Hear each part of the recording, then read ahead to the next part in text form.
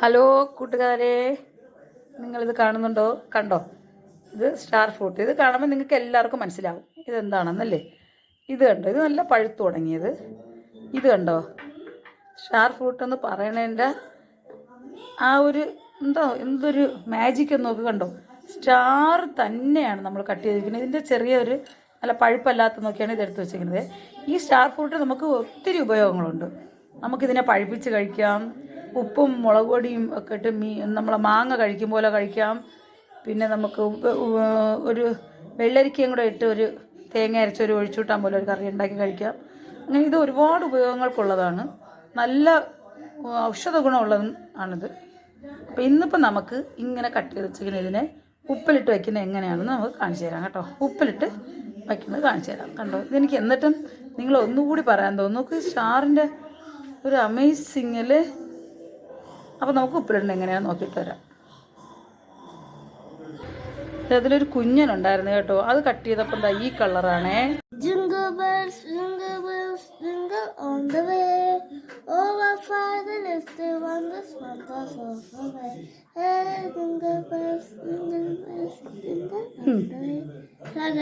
നമ്മളിന്ന് star fruit കഴിക്കുമ്പോൾ ഉപ്പെടുത്തിട്ടുണ്ട്.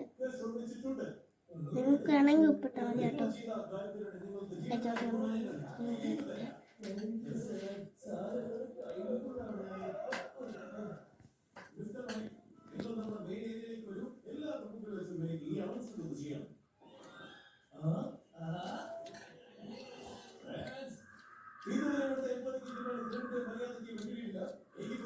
സ്റ്റാറിൻ്റെ ഒരു കാലൊടിഞ്ഞു. നമ്മളെ വീട്ടിൽ നിന്ന് പറിച്ചാണ് കേട്ടോ. സ്റ്റാറിൻ്റെ അടുത്ത കാലൊടിഞ്ഞു. എങ്ങനെയുണ്ട്? നല്ല മധുരമുണ്ടോ? നല്ല പഴുത്തതല്ലേ, കൊള്ളാം. അപ്പോൾ ഇതാണ് ക്രിസ്മസ് ഗിഫ്റ്റ് കേട്ടോ. ഇതിന് നമുക്ക് ഉപ്പിടാം. ഓക്കെ, ചെറുതിനെല്ലാം നമുക്ക് ഉപ്പിടാം. വലുത് ഉപ്പിടുന്നതിലെടുക്കാം. പക്ഷെ എനിക്ക് നിങ്ങളോട് പറഞ്ഞിട്ടും മതിയാവുന്നില്ല കേട്ടോ. ഇതിൻ്റെ കണ്ടോ, വാൽ നക്ഷത്രം. ഇത്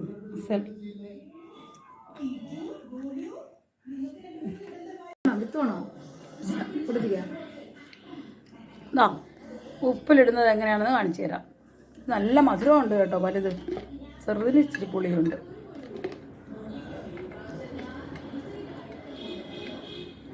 സ്റ്റാർ ഫ്രൂട്ട് ഉപ്പിലിട്ടത്. ആവശ്യമായ സാധനങ്ങൾ: സ്റ്റാർ ഫ്രൂട്ട്, പച്ചമുളക്, ചൂടുവെള്ളം തണുപ്പിച്ചത്, ഉപ്പ്. നോക്കിക്കോളൂ.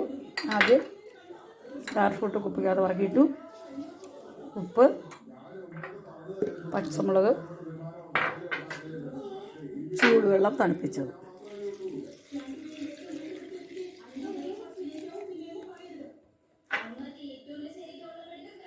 കണ്ടോ, ഇനി നമുക്കിത് സെറ്റാവാൻ വയ്ക്കാം. അപ്പോൾ സ്റ്റാർ ഫ്രൂട്ടിൻ്റെ ഓരോ ഐറ്റം കൂടി കണ്ടല്ലോ. പഴുത്തത് തിന്നുന്നത് കൂടാതെ നമുക്ക് പിന്നെ ഉപ്പും മുളകും വെച്ച് തിന്നാം, കറി ഉണ്ടാക്കുക. ഇതൊന്നും കൂടാതെയാണ് ഇത് നല്ല ടേസ്റ്റാണ്. ഇതെല്ലാവരും ഉണ്ടാക്കി നോക്കണം കേട്ടോ. എന്നിട്ട് ലൈക്ക് കമൻറ്റൊക്കെ ചെയ്യണം. ഇത് നിങ്ങൾക്ക് ഇഷ്ടപ്പെട്ടെങ്കിൽ ഷെയർ ചെയ്യണം. എല്ലാവരും ഉണ്ടാക്കി കഴിച്ചോട്ടെ. അപ്പോൾ അടുത്തൊരു വീഡിയോ വരുന്നവരെ ബായ്.